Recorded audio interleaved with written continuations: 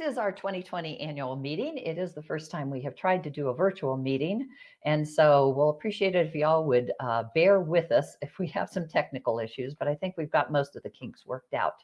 I am the president of the environmental group, more commonly known as TEG, and I will be leading you through our evening. Annie, if you can put up the next slide, please. Oh, there she goes. Okay, thank you.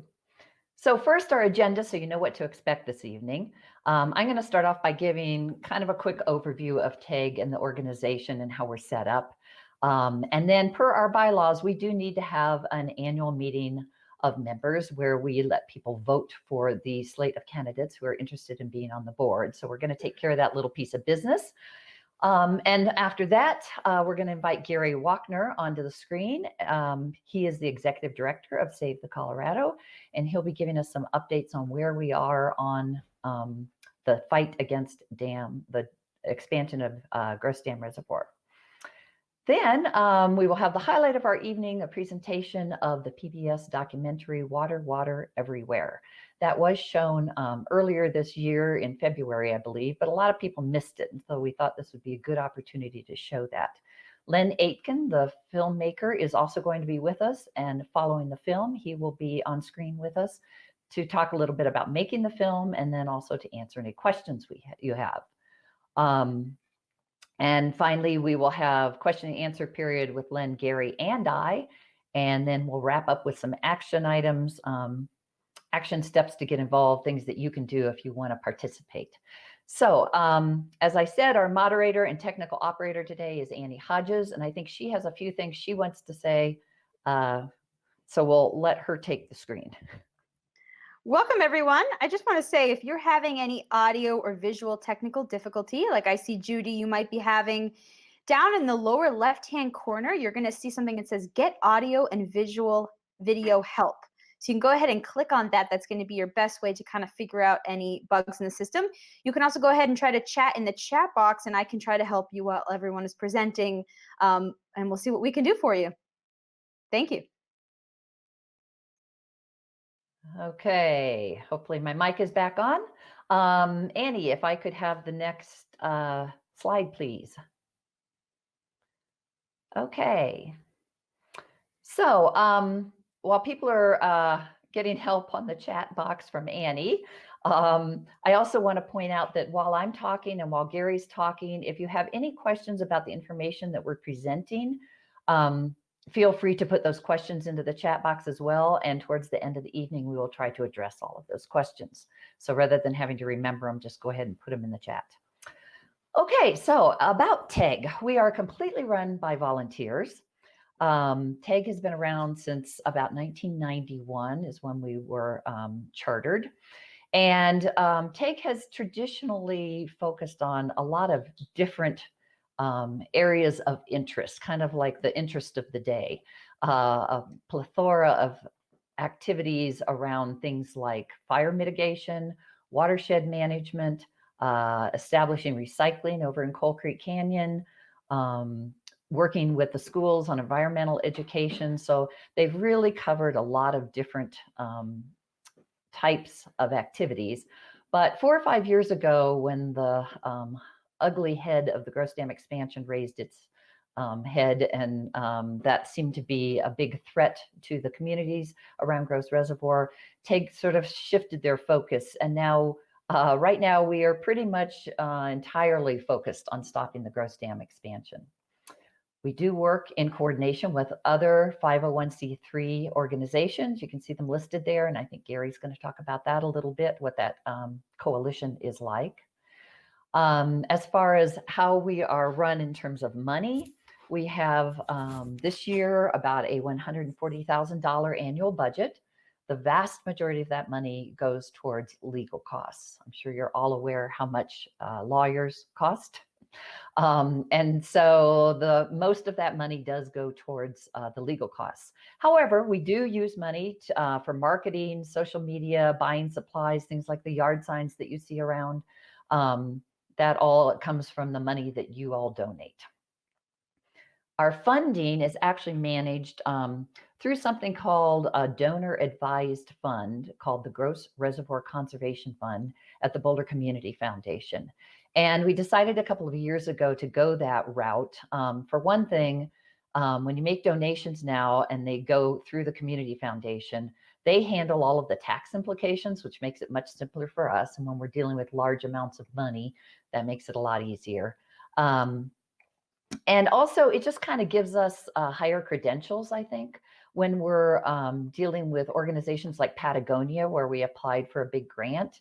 Knowing that we're connected with the Community Foundation of Boulder County makes us seem maybe a little more professional and not just a little ragtag group of people living around the reservoir. So I think that really has been a good move for us to move in that direction.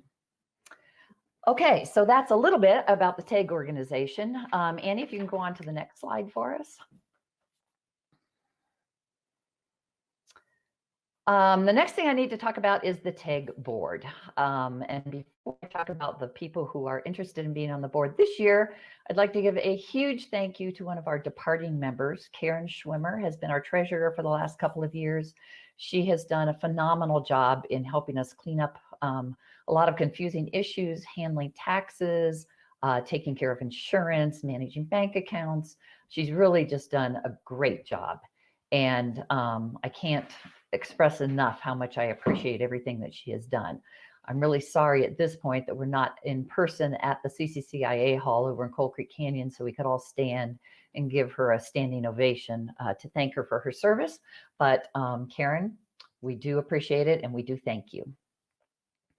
So for this year, some of the people on the current board are continuing and we have some new faces. So I am volunteering to continue as the president of TEG. The treasurer, Jenny Curtis, has been a general director for the last few years, and she is going to step up and take on Karen's responsibilities as treasurer. Tim Gentner has volunteered to continue on as secretary. Seth Cousin has been with us for a year, and he is going to continue as a general director. Seth handles a lot of our social media work. We really appreciate having him on board.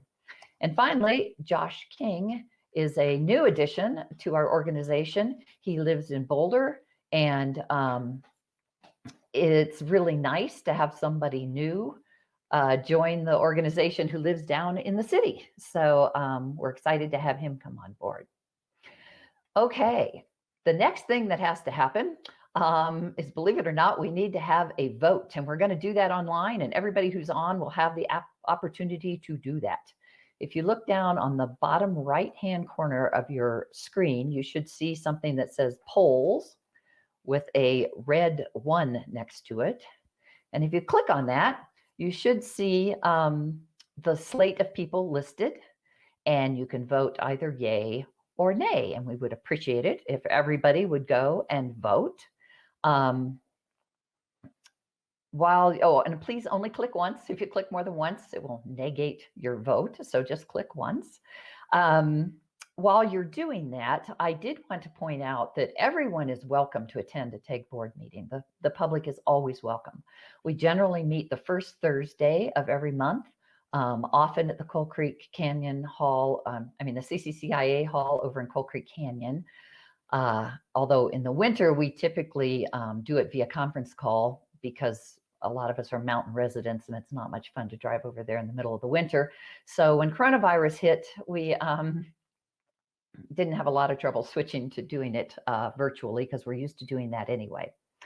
At any rate, if you ever are interested in attending, either just to listen in and hear what we talk about, or to make suggestions, or if you have questions, we're always happy to have people attend. We usually have at least 1 or 2 people attend who aren't the regular board members. And so if you're ever interested in doing that, please feel free to send a email to us, to our Gmail account. That is tegcoalcreek@gmail.com. And we'll have that information up on the screen later in the presentation. But all you need to do is send an email to tegcoalcreek@gmail.com and tell us what you're interested in, and we'll give you all the information so you can attend a board meeting. Okay. Results are in, Bev. Okay, good. I see them. I did want to point out to people that after you vote, you need to click the little X on the pop-up window to close that down. We can't do that for you, so you have to do that. It looks as though people have voted 100%. Oh, very good. So thank you for your input and thank you for your vote of confidence. Everybody on the board is very committed to working really hard to represent you and to make sure that our community is heard regarding Gross Reservoir and other issues as well. So I think we can call that good and move on. How was that for getting through the business of the board without having to take up too much of everybody's evening? Okay, let's get to the beat of things. Before I turn this over to Gary, I want to talk a little bit about what TEG is doing. TEG really is the face of the opposition. When people want information, they come to us. When the county or the legal people want information, they come to us. When people want yard signs, they come to us. So we really have become the official spokespeople for this issue. And that, of course, includes a lot of different things, primarily coordinating outreach to the public, to media, and to decision makers. When we started this big push a couple of years ago, we realized that the people who living around the reservoir in the various communities knew a lot about this, but people in Boulder really did not. And so that's why we decided we need to launch this real effort to get people on board with understanding what the significance of this project was. And we hired a polling company to do a professional poll to find out how Boulder County residents really felt about this. Interesting thing was that once people were educated and understood the impacts of the project and why Denver Water wanted to do this, the polling company found that 80% of Boulder County residents vehemently opposed the construction. I personally didn't find that surprising. The polling company found it very surprising. They said they had never done a poll where that high a percentage of people were vehemently opposed to something. So it shows us that we really are in step with the county, with most of the residents in the county in wanting to stop this project. We try hard to keep stakeholders, that's you guys, informed using newsletters, blogs, social media, whatever we can. The lawn signs you see around town, those are ours, and we get volunteers to put those up. We spend quite a bit of time meeting with and educating people around the county.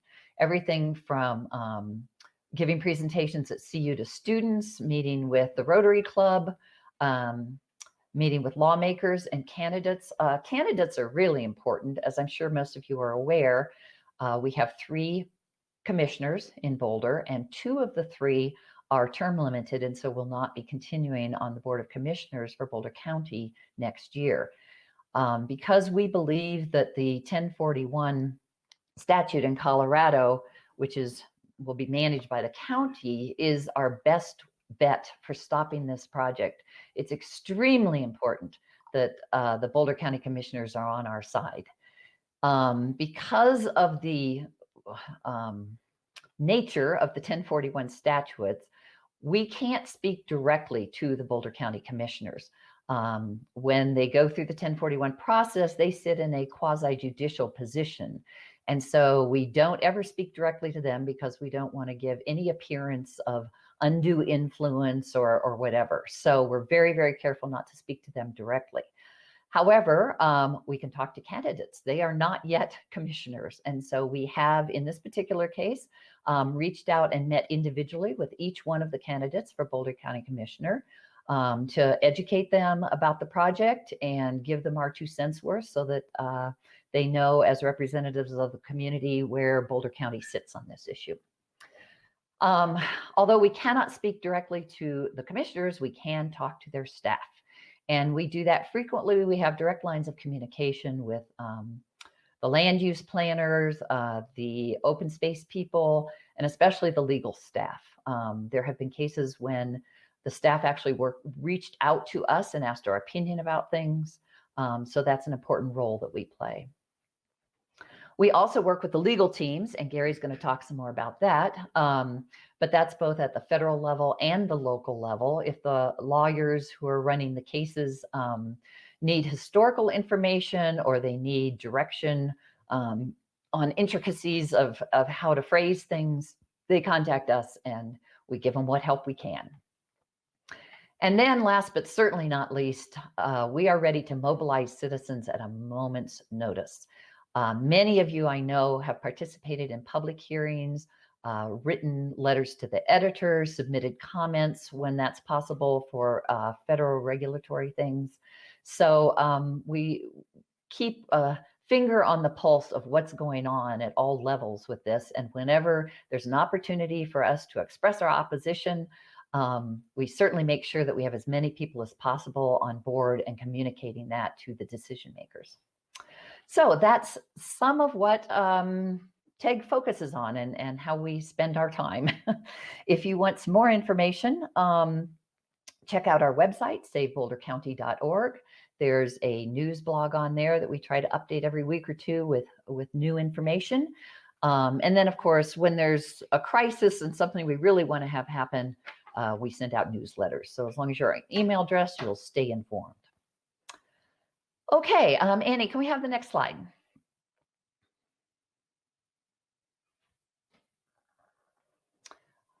Before I turn this over to Gary, I just want to do a quick reminder of the impacts on Boulder County. And Annie, at this point, maybe could you make that screen big, because this is really important. Can you make the, there we go, so people can really read this. This is the largest and most expensive construction project ever proposed in the history of Boulder County. Denver Water now is estimating it'll take about 5 years to do the construction. We all know how construction projects go, especially people who might be now dealing with what's going on over in Boulder Canyon. So I'm sure it'll be much longer than 5 years. If the dam goes forward and is built, it will be the tallest dam in Colorado. Denver Water is planning to blow up the side of a mountain on the side of the reservoir, build a quarry that will operate 24/7. It'll be lit up. It'll be making noise 24/7. There'll be huge green gas emissions from the construction. There'll be tens of thousands of truck trips up and down our roads. Initially, Denver Water pretty much talked about using Coal Creek Canyon as the main truck traffic, and that probably still will be the main place, but they're also planning for increased traffic on Boulder Canyon across Magnolia Road, and now they're also talking about Flagstaff Road. Those of us who live up in the foothills know that with the recent coronavirus lockdowns and encouraging people to stay and recreate near home, the foothills have been overrun and the traffic has been a nightmare up here. And that will pale in comparison to what will happen if this construction goes through. Can you imagine hundreds of workers commuting up to the reservoir every day to work?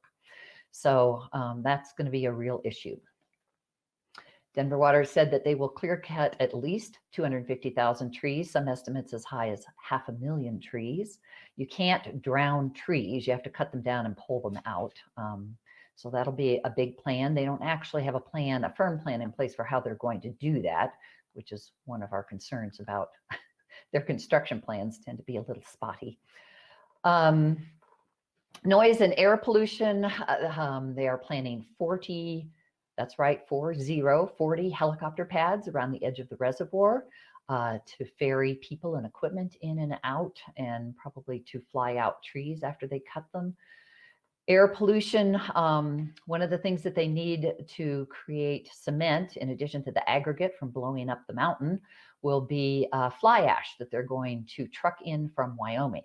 That'll be trucked clear across Boulder County, up Coal Creek Canyon, and stored up at the dam site. Probably the vast majority of the people on this meeting live in Boulder County. We know how windy it is here, and it's even worse up by Gross. So having toxic fly ash stored on the edge of a reservoir with that wind blowing down towards town, probably not a great plan. Wetlands will be destroyed. Forest lands will be inundated. Our little gem of Forsyth Falls will be drowned if and when they build this and the water rises. Habitat destruction, we can't even begin to talk about how horrible that will be. We have amazing wildlife up here. We have mountain lions, bobcat, resident moose, at least 3 moose on the North Shore, maybe as many as 5, and I'm sure there's other places. Coyotes, little mammals, birds, native plants. So the habitat destruction won't only affect those animals and plants right directly affected on the edges of the reservoir, but also affects migration routes. So it's a real travesty what will happen to the wildlife and plants here. Of course, there'll be negative impacts on home values and on the quality of the residents, but there also will be huge disruption to recreation on the reservoir. The South Shore boating ramp will be closed because they're going to put a quarry there. So the only way to access the reservoir will be from the North Shore. There's a small parking lot there, and it's a long hike down to the water. When they're doing construction on a dam, they drop the water way down. So it'll be a really long hike down to the water. And there isn't enough room to park and have the hundreds and hundreds of people. I would venture to say thousands of people who come up here in the summer to recreate on the reservoir. But it's not just the reservoir. Boulder County open space, the forest, national forest lands, the hike up to Twin Sisters, Walker Ranch, Myers Gulch, all of those are in the same area and will be negatively impacted. Fishing along South Boulder Creek, who knows what will happen with that, with Denver Water dumping tons of debris into the creek. So a real issue with affecting the recreation up here. Needless to say, all these things combined together show that this is completely inconsistent with the Boulder County Comprehensive Plan. And that's where we hope to stop this. With the 1041 powers that the Boulder County Commissioners have, we need to maintain Boulder County's reputation and stop this. So that is a quick reminder of some of the heinous things that will happen if this project goes through, and it's why we are so determined to stop it. Now, having said that, Annie, if you want to bring Gary on, I will, and show the next slide, please. And then get Gary on the screen. Gary Wachner, as I said, is Executive Director of Save the Colorado. He's an award-winning environmental activist and a writer, a true river hero, and a personal hero of mine. Save the Colorado's mission is to protect and restore the Colorado River and its tributaries from the source to the sea. Something that a lot of people, I think, don't realize is that all the water, or most of the water in Gross Reservoir, comes from the Fraser River over on the western slopes, and it's diverted to the eastern slopes through the Moffett Tunnel, which is why this is called the Moffett Project. So Gary's organization is focused on the entire Colorado River Basin and protecting that, and that's why he has a vested interest in working with us to stop Gross Dam. Before I turn it over to Gary, I just want to remind you, if you have questions for either me or Gary, go ahead and put them in the chat. And Gary, I'm going to turn it over to you. Annie, if you want to go on to the next screen. Thank you, Bev. I just want to make sure that everyone can hear me now. Does it work, Annie? I can hear you. Okay, great. It's working. Okay, great. Thanks. Thanks, y'all, for having me. This is a very exciting project for us to be working on.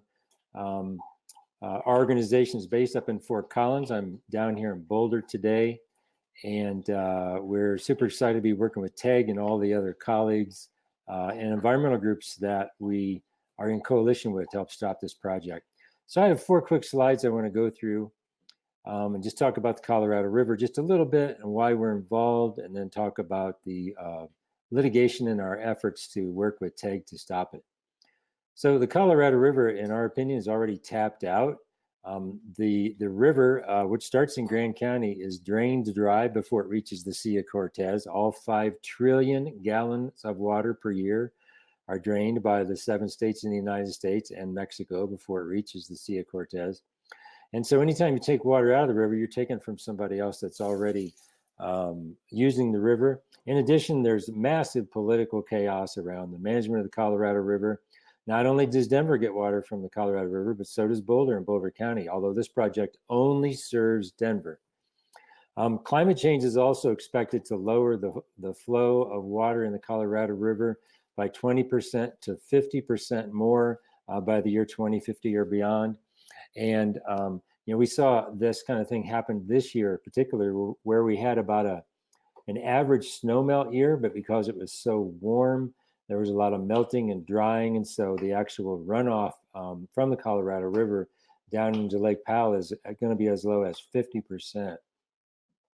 And the climate scientists have done a number of studies and feel very strongly that climate change is a severe threat to the Colorado River, and it's already causing negative impacts. While all that's going on, my organization is very busy because there are 26 new proposed dams and diversions in the Colorado River Basin, including the Gross Dam project. Most of those are in the upper basin, which is in Colorado, Utah, or Wyoming. My organization is very involved in all of those in one way, shape, or other. The fight against Gross Dam is one of our leading fights, working very closely with TEG to try to stop this project. Okay, Annie, the next slide.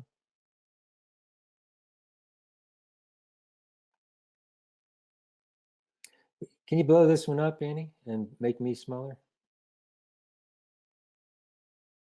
So one of the things I want to get at is, and I'll talk about this just a bit more, we're in two different legal lawsuits against Denver Water. And throughout that process, we are, among other things, claiming that Denver Water doesn't need the water. And this graph is an example of why Denver Water doesn't need the water. The red line is the amount of water that Denver Water predicted they will need, and they put into the permitting process through the Army Corps of Engineers. The blue line is the actual water that Denver Water uses. And so because of water conservation, their water use is actually going down, not up, while they've given the Army Corps of Engineers false information claiming that their water uses not only go down, are going up, it will continue to go higher and higher. So this is one of the big issues that we are in this fight about. Not only will it have extraordinary negative impacts on Boulder County, extraordinary negative impacts on the Colorado River, but just literally Denver Water doesn't need the water. It's an enormous financial boondoggle for water they don't need. In fact, the CEO of Denver Water, Jim Lockhead, has stated this publicly and said many times that they've reduced their water 20% while their population keeps growing. And so there's a thing called decoupling, which is people conserve more water. It actually decouples from population growth. So population growth can go up, but water use can still go down. And that is happening throughout the Colorado River Basin, including in Denver Water. They don't need more water. Okay, Annie, next slide.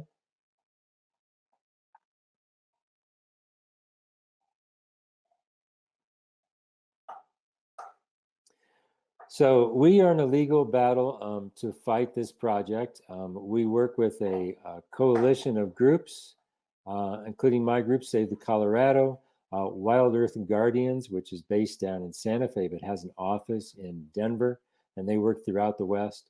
The Sierra Club, of course, which is a national group, but also has a local group here, the Indian Peaks Group, and they are involved in supporting us, as is the office in Denver, the Colorado Sierra Club.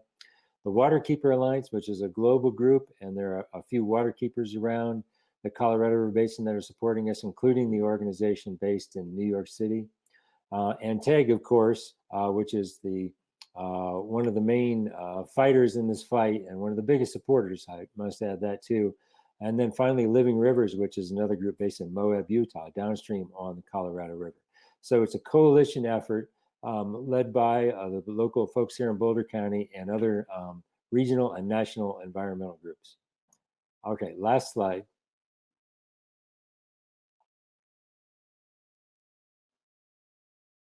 And thanks, Annie. So as Bev mentioned earlier, and I'm going to talk a little bit more now, there are 3 different permits that this project needs that it does not have yet.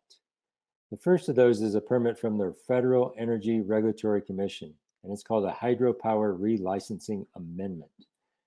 There's a very small hydropower plant at the bottom of Gross Dam, and because they're proposing to build a taller dam, which will slightly increase the amount of electricity that comes out of that. They had to get a hydropower amendment from the Federal Energy Regulatory Commission. We're expecting that permit to come out very soon. It's not a permit that we're going to fight because it's not, we believe, that consequential in our ability to make a difference in fighting the project. So they don't have it yet. It should come out sometime in the near future. The second one is the Army Corps of Engineers. And so this has been a long permit battle with the Army Corps of Engineers. It's been about 15 years long. The permit's called a 404 Clean Water Act permit. The permit came out in May of 2017, and we filed a lawsuit back in, I think it was October of 2018, against the U.S. Army Corps of Engineers. So they're the agency that gave the permit. So they are the agency that we filed a lawsuit against. We are claiming that they violated the National Environmental Policy Act, the Clean Water Act, and the Endangered Species Act when they gave this permit. That lawsuit has been in federal district court in Denver now for over a year and a half. It's been stalled for a number of reasons, including recently because of the coronavirus, and it's going to be taken back up again here in the near future. I doubt if it's resolved this year. It probably won't get resolved until next year. And there's a number of outcomes that can happen when you file a lawsuit in federal district court against the federal agency. And so stay tuned with TEG and Save the Colorado, and we'll keep you educated about what's going on with that lawsuit and what happens as it moves along down the process. The final permit battle we're in is with Denver Water, because as many of you know, Denver Water has been in a fight with Boulder County over Boulder County's 1041 regulations. So Denver Water, even though this is the biggest construction project in the history of Boulder County, claims that they don't even need a permit from Boulder County. Earlier last year, Boulder County commissioners decided unanimously that Denver Water didn't need a permit, and that they were forcing Denver Water to go through the local 1041 permit process.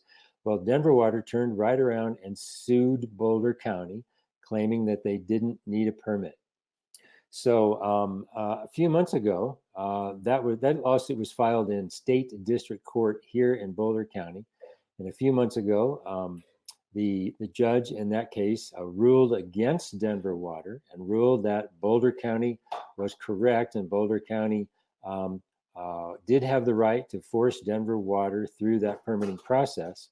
Well, Denver Water turned right around and appealed that decision to state appeals court in Denver. And so right now we are in court in state appeals court in Denver. Again, Denver Water is suing Boulder County, and TEG and Boulder County is defending itself in that lawsuit. And TEG and Save the Colorado are defendant interveners. In other words, we are defending Boulder County's decision to fight Denver Water and defending the decision that the county commissioners made. So we're super excited and very happy to be defending the county commissioners. We think the county commissioners made the right decision in trying to force Denver Water through this permitting process. Now, so we don't even know how that's going to get resolved yet. We're optimistic. We think we're going to win that because we think Denver Water is on very shaky legal ground, and hopefully the state appeals court rules in our favor. And then if they do, Denver Water is going to have to go through the Boulder County permit process, which is a whole nother permit process that could last 6 months to a year. And so there again, we want to stay closely in touch with TEG and Save the Colorado, and we'll tell you everything that's going on there and how you can get involved and take action and speak out to protect the beautiful environment here in Boulder County. All right, thanks y'all, and I'll be staying on the line here to answer any questions now or after the movie. Thanks so much, Gary. Bev, we're going to bring you back. Okay. All right. Can you go on to the next screen, Annie? Thank you. Okay, so now we have the highlight of our evening. A couple of things I want to point out before we cut over to the film. The first is I just entered a Vimeo link in the chat box. We've had some technical issues showing the movie through this crowdcast. And so I think people who are on regular computers shouldn't have any problem. If you're watching this on a tablet of some sort and we cut to the film and you don't see it, you might want to open up another tab and use this link that I just put in here to go to the Vimeo link and watch the film there. But do come back when the film is done. It's about 27 minutes long because we are going to have a Q&A and a talk by Len, the filmmaker. So that's an alternate way for you to watch the video if it doesn't seem to be coming up on your computer. Okay, about the film, you will see some familiar faces. I will point out that the film presents both sides of the argument. Len wanted to make sure he could show it on PBS, and as most of you are aware, they try to do a balanced job of reporting information, and so you'll see kind of both sides of the argument here. So this isn't necessarily the bent that we would have put on it, but it has really good information. It's very educational. I think it'll point out a lot of good information to you. Note especially two things I want to point out while you're watching the film. First of all, partway through the film, you'll see interviews with Jim Lockheed, who is the CEO of Denver Water. And I find it very interesting that he talks about aquifers and storing water in aquifers. And he specifically mentions that it is cost effective and environmentally responsible to store water in aquifers. And as Gary mentioned, he also has stated that they don't need the water that they said they needed when they proposed this dam. So some interesting things to think about there. Also, please keep in mind the bigger picture. Clearly, we don't want this dam construction in our backyard, and given the habitat destruction and the bad things that would happen in Boulder County. But there really is a bigger issue here. Due to climate change, there simply is not enough water to continue living the way we do in the arid West.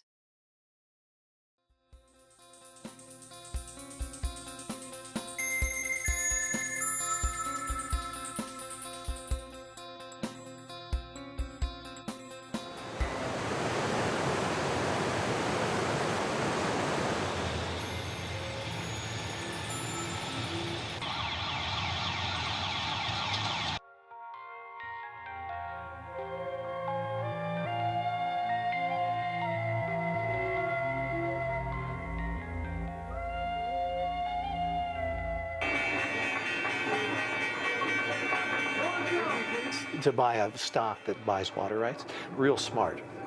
The Saudis are buying up farms that have water rights. An acre of water just sold for $38,000. They got hedge funds moving into Western water. It's all about the water. About water.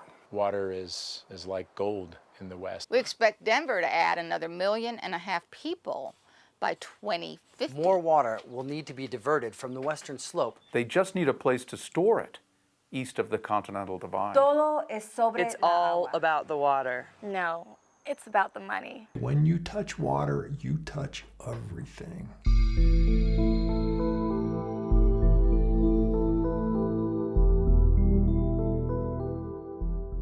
By its very nature, the American West is a region of extremes, contradictions, illusions, and paradoxes.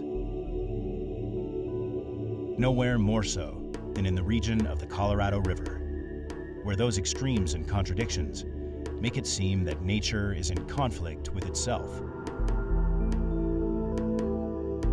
A powerful river rages through an otherwise dry desert land, not nurturing the land, but tearing at it, cutting itself into even deeper canyons, ever more removed from the desert above and around it.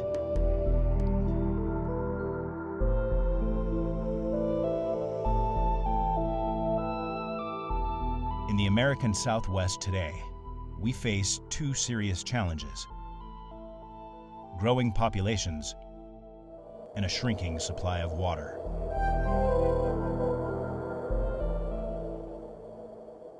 These two challenges are at the core of a conflict on Colorado's Front Range. Denver Water, the principal utility for metropolitan Denver, is anticipating a 100% increase in people moving to the area by 2050. They also anticipate the natural supply of water could be reduced by as much as 20 to 30%. To meet the increased demand, Denver Water wants to increase the capacity of a reservoir located in the foothills above Boulder, west of Denver. I saw plans to enlarge Gross Reservoir as a harbinger of an impending water crisis in the Southwest. The plans caught my attention because water's been a big part of my life. When I was 16, my high school German teacher, Walter Kirschbaum, asked me if I wanted to kayak the Green River through the gates of Ladore. I had never kayaked before, but knowing that Kirschbaum was an Olympic caliber kayaker, I was confident he would coach me along the way. As it turned out, Kirschbaum said little other than, "Follow me." He was going to let the river do the teaching. I was thrashed by raging rapids, sucked from my boat and flushed through miles of frigid, roiling water. After several days, my fears surprisingly dissipated. I came to accept the power of water. I was totally seduced by the river, mesmerized and fascinated by its unpredictable currents. I left the river alive, but the river never left me. And throughout my career as a Colorado filmmaker, I've come back to water issues again and again, inspired to delve further into the myths, achievements, visions and delusions that are the history of water in the American West.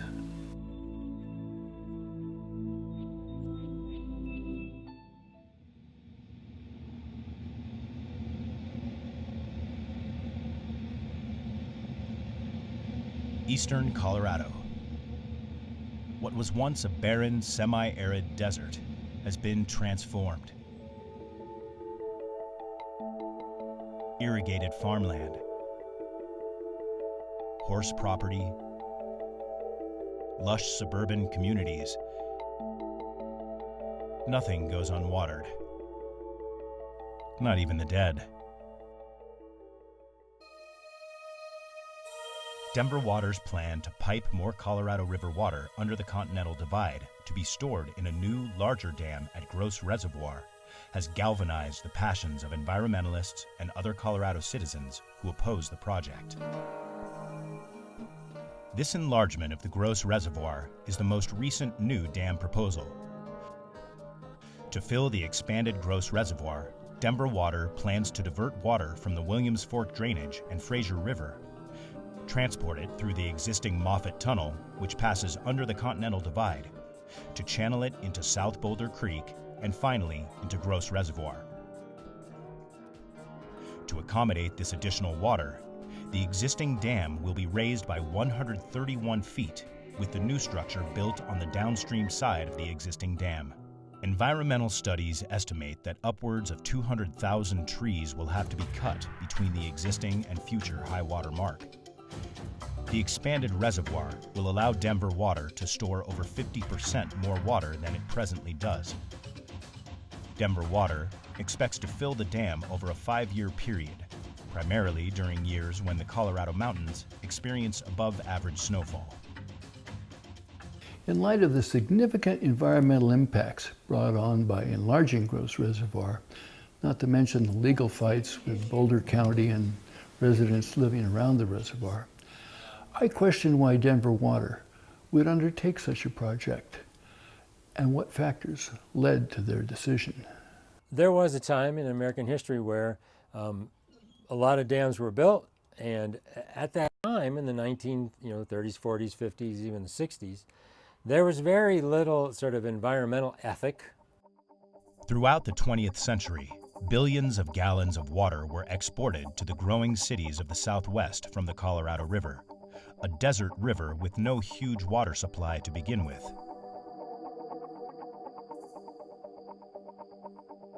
From 1880 to 1980, more than 10 tunnels were bored under the Continental Divide, to move Colorado's more plentiful west slope water into more than 30 dammed reservoirs to serve the growing cities and farms of eastern Colorado. Author and water historian George Sibley has written extensively about the history of dams and water diversion projects in the Colorado River Basin.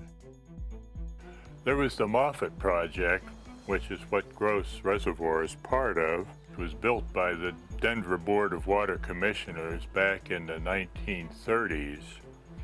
They just came in, started taking the Fraser River water to the Front Range, and that was the way the Denver Water Board operated through most of the 20th century.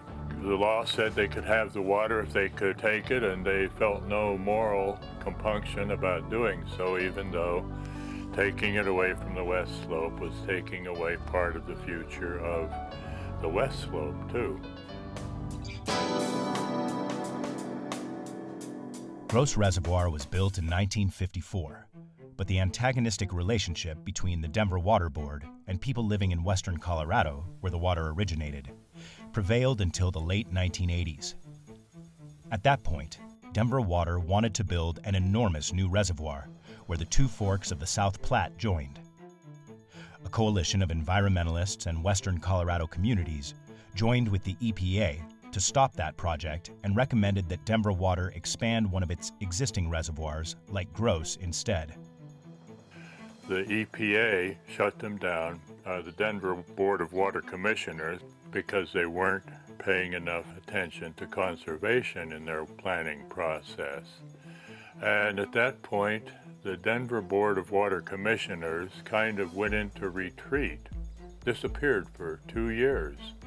And when they came back, they were a very different organization. They had seen the light finally that it would be good to cooperate with people where you're taking the water from. Jim Lockhead, a former water attorney from Glenwood Springs, Colorado, represents the new breed of enlightened CEOs at Denver Water. But I think ever since the veto of the Two Forks project, environmental organizations told Denver Water to do three things instead of build Two Forks. They said conserve more, they said reuse and recycle, and they said enlarge Gross Reservoir. Enlarge an existing reservoir in your system before you go and build a new dam. Conserve, reuse, and enlarge an existing reservoir. How is Denver Water doing with these three requests? Conservation, for example. On a per capita basis, even though population is going up, water usage is going down, and that's due to conservation efforts. And they do have conservation programs, absolutely, at Denver Water, and we applaud them for that. Although the population of Denver is increasing, the water consumption per capita is in fact decreasing. But despite Denver Water's efforts to address conservation, environmentalists believe Denver Water has not explored all the conservation alternatives to building an enlarged reservoir. We're not looking to expand the area that we serve as Denver Water. From Denver Water's perspective, we're looking to grow up and not out. And that means higher density, more efficiency, lower water use per capita, greater ability to incorporate reuse, recycling. In the last 19 years or so, we've reduced our water use by over 20%. We're now using about as much water we did as we were in the 1970s. We sponsored and promoted legislation in Colorado that requires that only water-smart fixtures be sold in Colorado. Are conservation alternatives a viable option to enlarging the existing dam? Exploring how water is actually used by Front Range residents, two items stand out.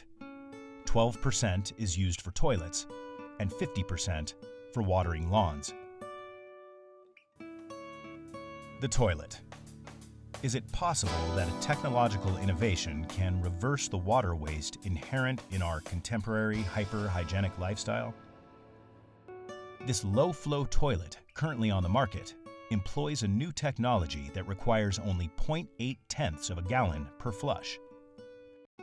If all the toilets in Denver were high efficiency, then indoor water use could drop 35%, creating a possible savings of millions of gallons of water per year. But is this alone a viable alternative to expanding Gross Reservoir?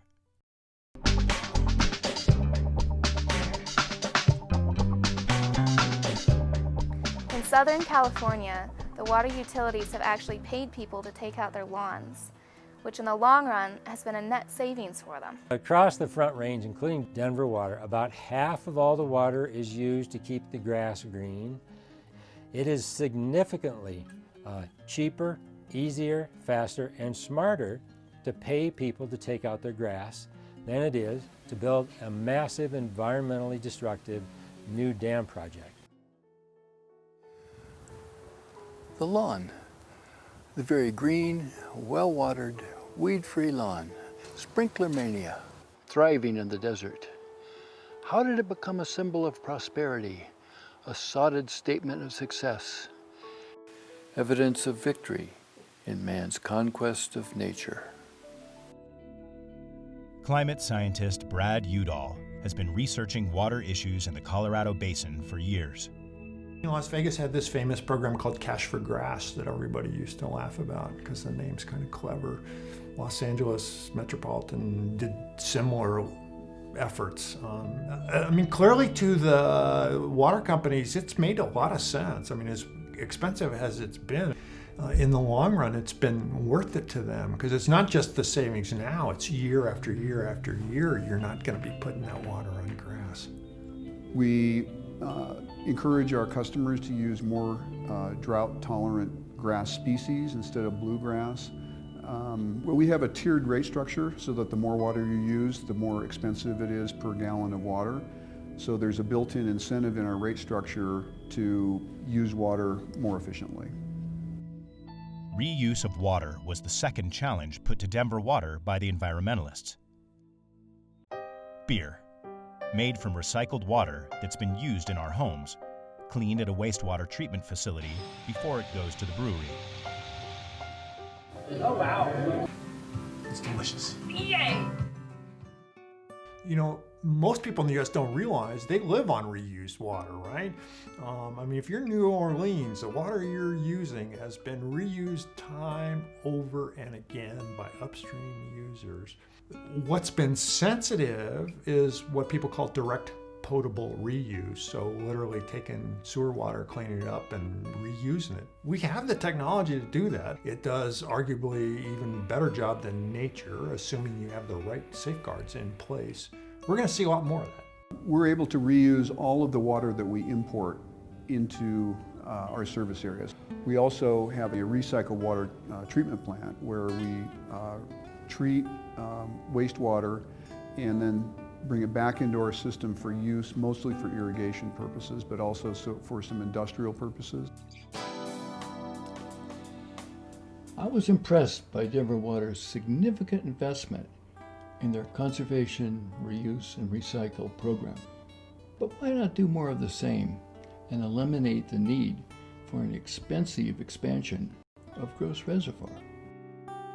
We utilize a process called scenario planning, where we envision what the future might look like under different economic development scenarios or different patterns of growth.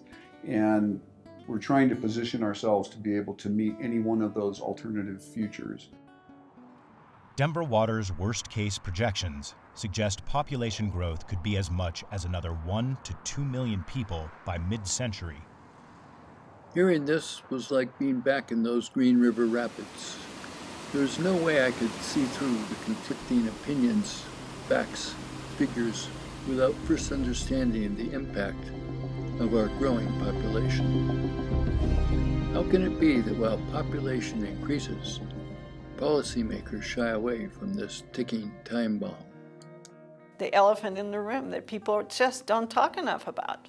People keep moving here. People keep moving to the dry West. It's how much water we have should determine how many people are going to be here. It's just not an endless resource. Is our current rate of population growth sustainable in Denver and the expanding cities on the eastern slope? Because, sustainable or not, people want to live here.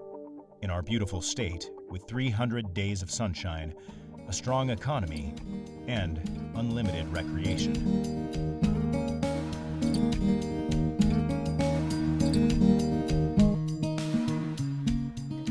Are we going to grow forever? And my question is, where is the water coming from? And of course, you cannot close the borders, but I think that we do need to look into, before we allow additional development, make sure that there is a water supply for it. Good question about population growth in the West. Again, intensely personal questions. You think climate change is controversial? I have no answers other than, wow, what's the old Indian saying? If we're not careful, we're going to get where we're going. And I sure don't like where that is right now. Denver Water is convinced that they will need more East Slope storage in the future. Are there other ways to store water? The smart way to store it is underground. Storing water in aquifers instead of behind dams is an idea that water managers are considering or actually doing. Replenishing our aquifer would avoid the multiple costs which are part of building new dams, and in so doing, avoid the inevitable evaporative losses that come from open reservoirs. Aquifer storage and recovery is an idea whose time has come. We have the technology, both the drilling and I would argue the ability to track this water underground nowadays that we didn't have historically. It makes a whole lot of sense. To me, if I had to bet or say, I'd say aquifer storage and recovery is a great idea and we need to pursue it.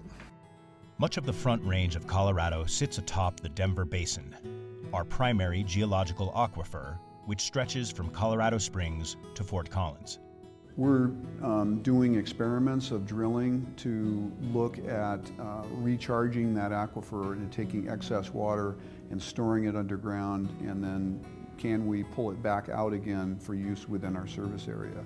But because of water quality concerns, we have to treat it before we put it into the ground, and then it takes energy to inject it into the ground, and then it takes energy to pull it back up again, and then we have to retreat it and then deliver it to our service area. So it's expensive, but it is something that when compared to a new dam, for example, or a new water project, might well be cost effective and certainly is environmentally responsible. Aquifer recharge is a new and somewhat untried alternative that would be expensive. Denver Water's commitment to the West Slope is to only take their additional water in years of average and above average flows.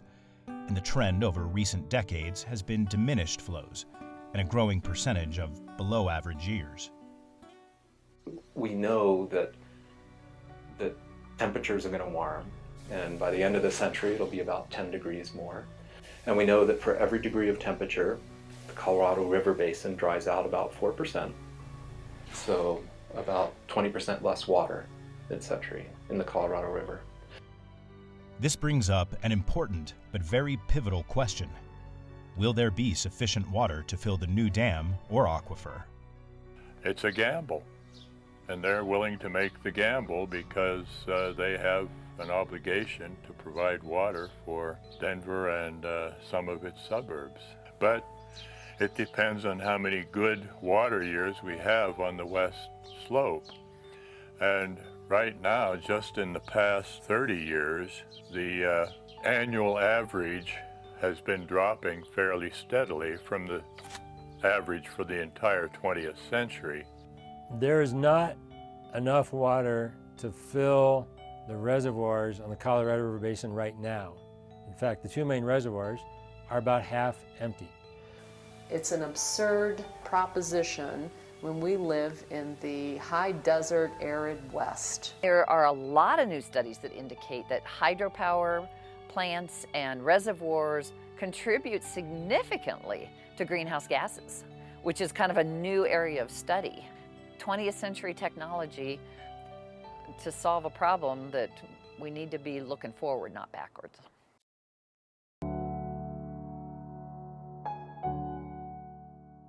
These were clearly comments coming from people who seem to understand the crisis we face. But I wondered, how is it that in this incredibly sophisticated society we have come to view water not as a finite commodity, but as something we can and do take for granted.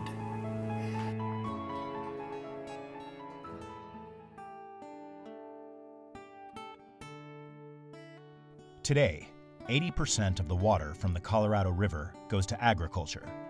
Is it conceivable that some of that agricultural water could be diverted to municipal utilities? Such a plan could bring city dwellers more water and farmers more cash. But what would happen to the farmland? Does it dry up and return to its desert state? Permanent dry up is not a desirable solution. We're looking at a huge, I think we're looking at a huge socioeconomic change if you're starting to look at, if we start losing agricultural lands. Look, they don't make any more water.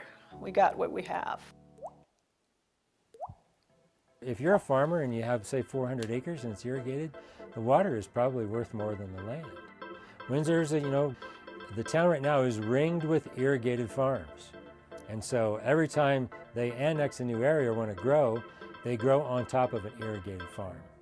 And so that the cities that are growing can buy water that they're literally putting, farms that they're literally putting out of business anyway.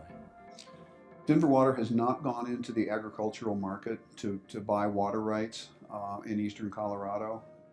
And if we were to do that, I would want to do it in a way that doesn't permanently take agricultural land out of production. That having been said, the Front Range faces an enormous growth problem, both with taking water out of agriculture to supply existing cities, as well as sprawl growth and development eating up acres and acres of farmland every single day, literally.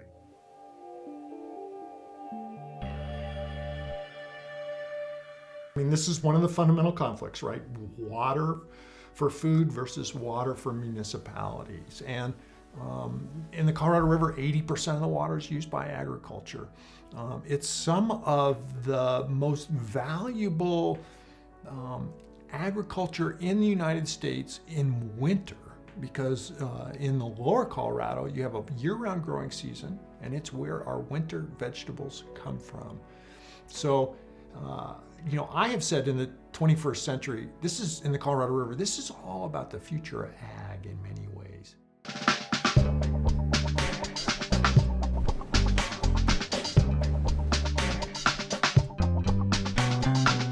40% of water in the basin roughly goes to forages, so for animal feed. And one way to at least help reduce the imprint of ag's greenhouse gas emissions is to change our diets.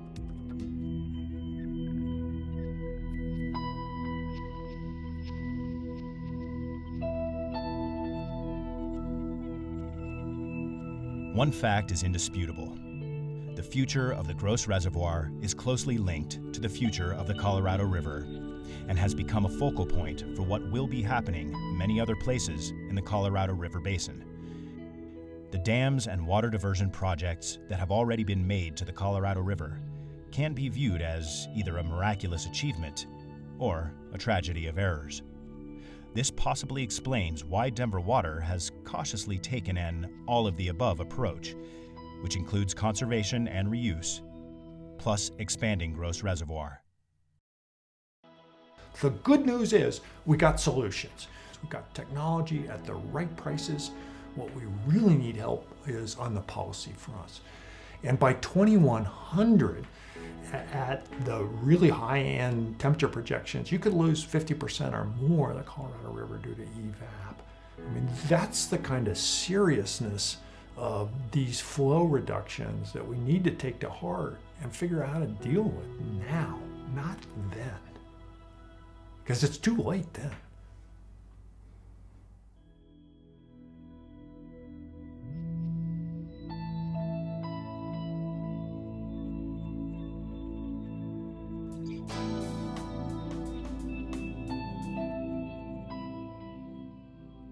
"60 years later, and it still feels good to be on the water. This transformative force in my life. But now, immersed in the question of whether there will be enough water as we face two man-made challenges we apparently can't or won't address, out-of-control population growth and an out-of-control climate crisis caused by our population's consumption of energy. Can we continue to technologically manipulate our diminishing rivers and aquifers with things like the gross reservoir expansion to eke out enough water to get by for another decade or so? Or will we find it in ourselves to begin really confronting those basic and much more difficult challenges? Too many people wanting too much, too little water to do it all.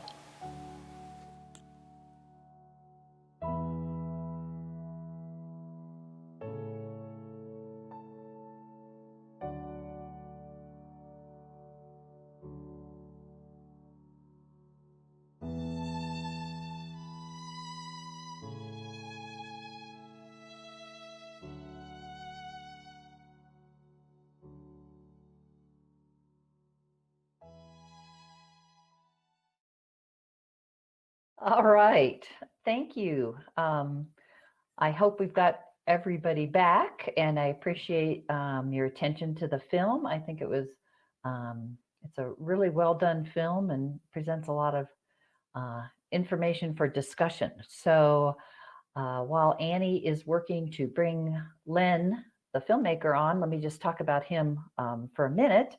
Len is a local Boulder filmmaker. He's been working since 1976 to produce a wide range of different kinds of films. And Water, Water Everywhere was inspired by his love of kayaking, as you saw in the film, and his keen interest in water issues in Colorado. Oops, there we go. There's Len. Hi, Len. Welcome. So I'm going to turn this over to Len, and he's going to say a few words about oops, he disappeared. A few words, there we go. A few words about making the film, and then we'll bring Gary back on and do some Q&As. So take it away, Len. All right.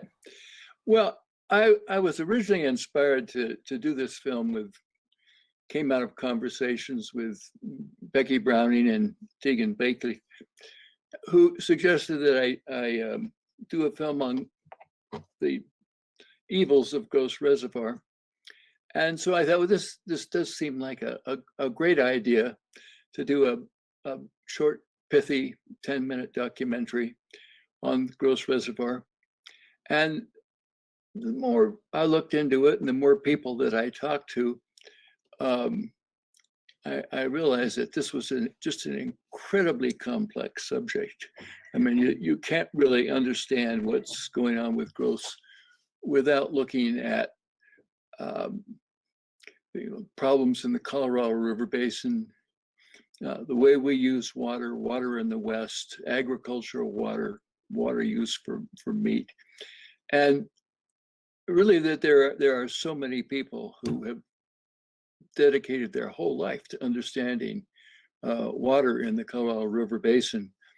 I decided not to do a hard-hitting, one-sided documentary, but to do something that was more balanced. And in so doing, I could reach a far bigger audience via PBS. And it takes me out of the position of telling you what to believe.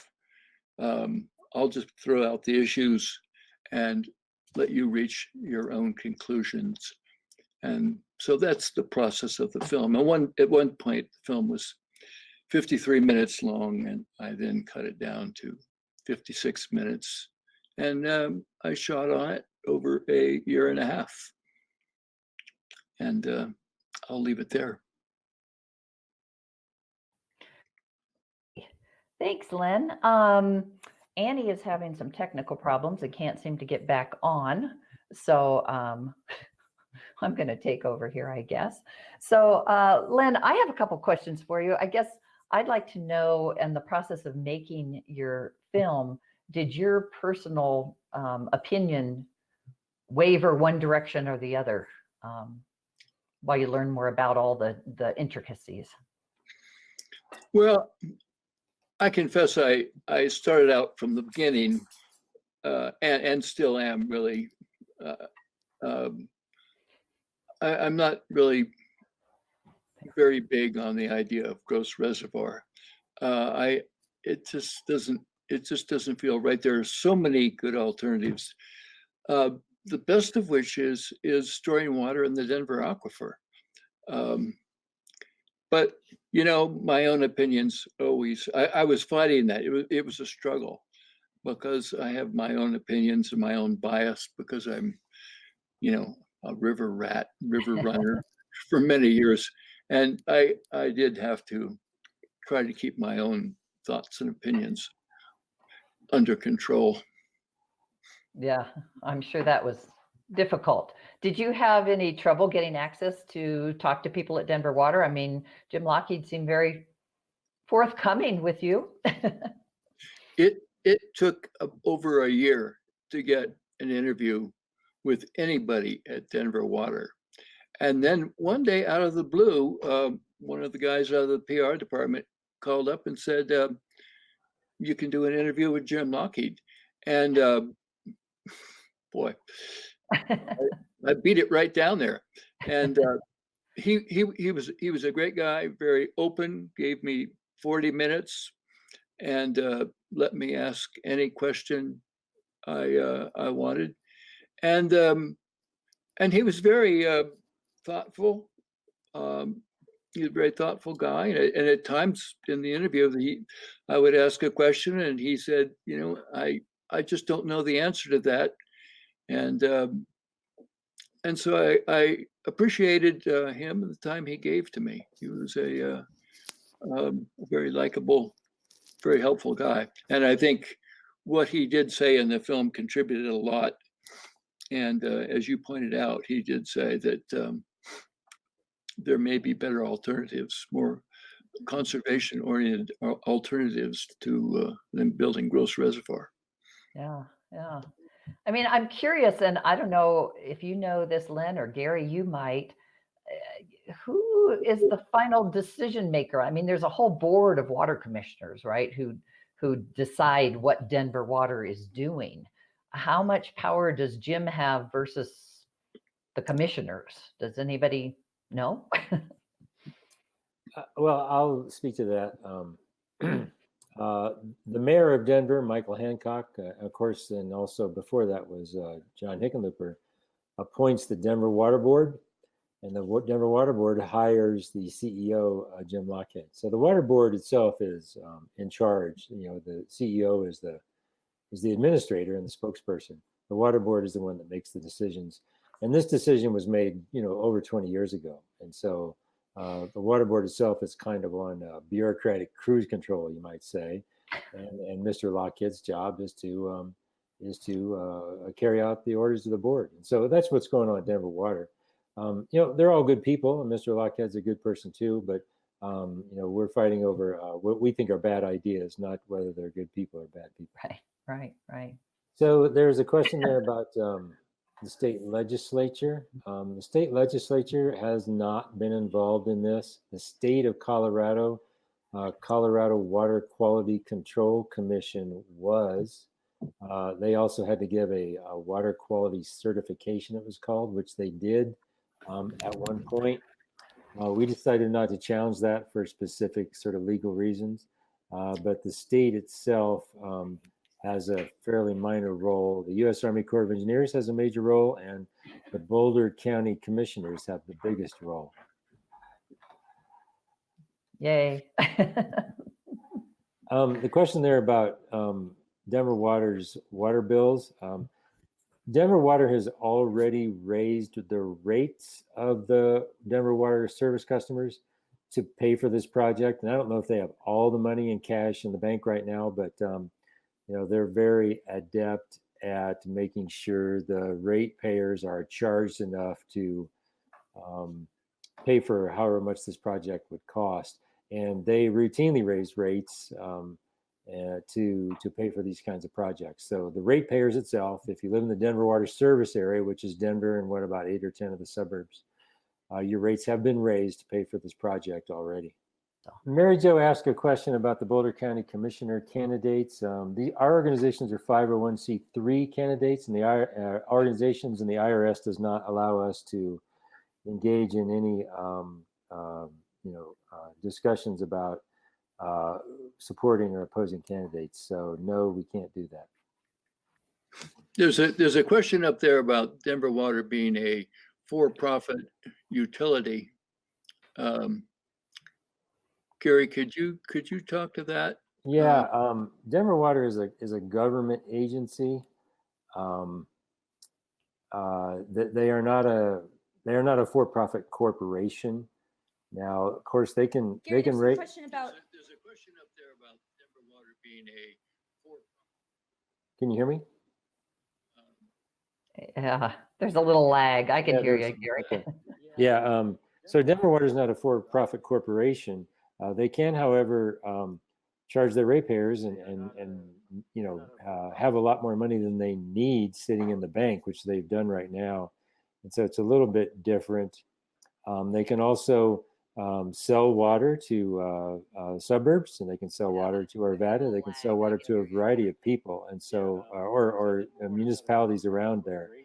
So it's not a corporation, and no one gets paid profit from it, but it is a government agency that can act a little bit like they're buying and selling water.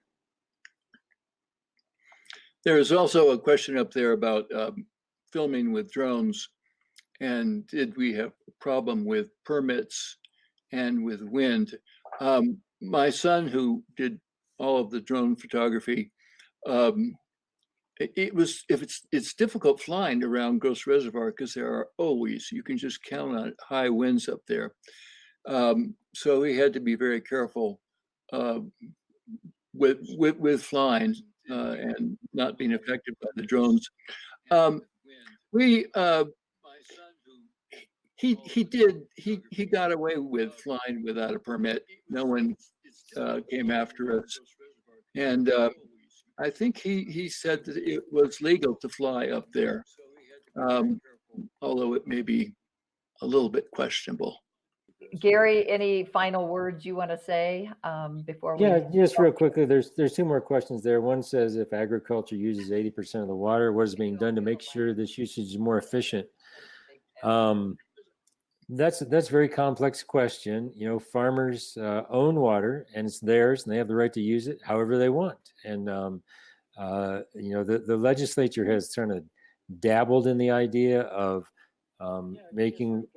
providing incentives and subsidies so that water can be used more efficiently, but it's a very, very complex system around laws and also money and politics. And so again, farmers own water, and it's theirs, and they buy and sell it and use it however they want to, as long as they're meeting the rules of Colorado water law. And the second question is, what aspects of the project do you anticipate the county commissioners are addressing in the 1041 process?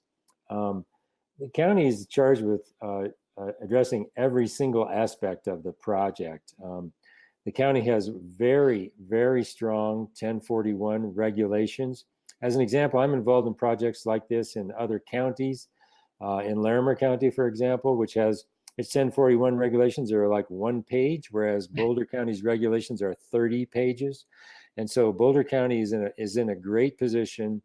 The previous county commissioners have done an excellent job creating regulations, and the staff is in a great position to apply those regulations. And so should we win the court battle and Denver Water is forced through the county permitting process, you should expect a very, what I would call, robust permitting process. And we're going to make sure that it meets the letter of the law.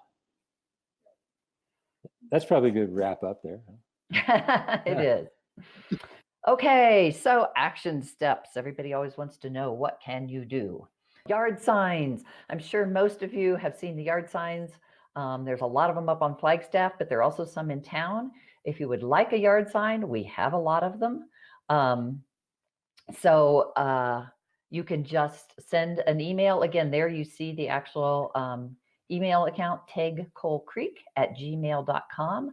Just send an email there, say that you want a yard sign, and we'll make sure that you get one. Or if you have friends, especially if you know anybody who lives on a busy thoroughfare, 9th Street, Baseline, 30th Street, any of the big streets or anywhere downtown where there's lots of people, well, under normal circumstances when we're not having coronavirus, there's lots of people, let us know and we'll drop off a sign. Okay. Finally, something that's really, really important is that you vote for the Boulder County Commissioners. As I said, we have met with all the commissioners. We have educated them from our perspective what we think is important. And it's really important that you vote on June 30th. And as an organization, because we are a 501c3, we can't endorse specific candidates. But, send them emails, call them, ask them their opinion, and make your own decision as to who you think will best represent us. We really do firmly believe that it's the Boulder County Commissioners who will be able to ultimately stop this. And so it's really, really important we get the right people in there. Okay, Annie, go ahead and put the next slide up, please. Oh, by the way, while she's doing that, we have 3 county commissioners, if you're not aware, and 2 of them are term limited.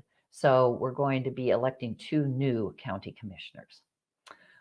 Here's our little spiel that we always have to throw in here. If you're interested in donating, as we said, we have a pretty large budget that we need to meet for the year.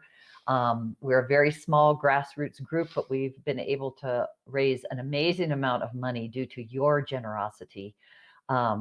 We do have a summer match going on. 2 of the residents up in the area have each thrown in $10,000 for a match. So we've got $20,000 out there to match. So I know everybody's under financial stress with the coronavirus.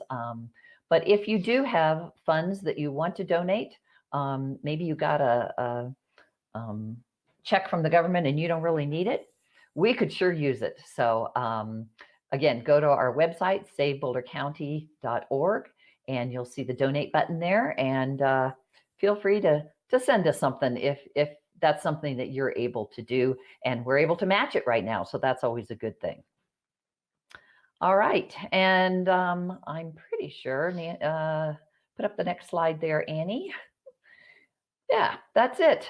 So that's the end of our presentation. Again, savebouldercounty.org is the website. tegcoalcreek@gmail.com is the email. We thank you for your attention and for bearing with us through the technical challenges that we've had. Again, send us an email if you have any questions that we weren't able to answer. And that's it. Thank you very much. Have a good evening, and everybody be safe out there.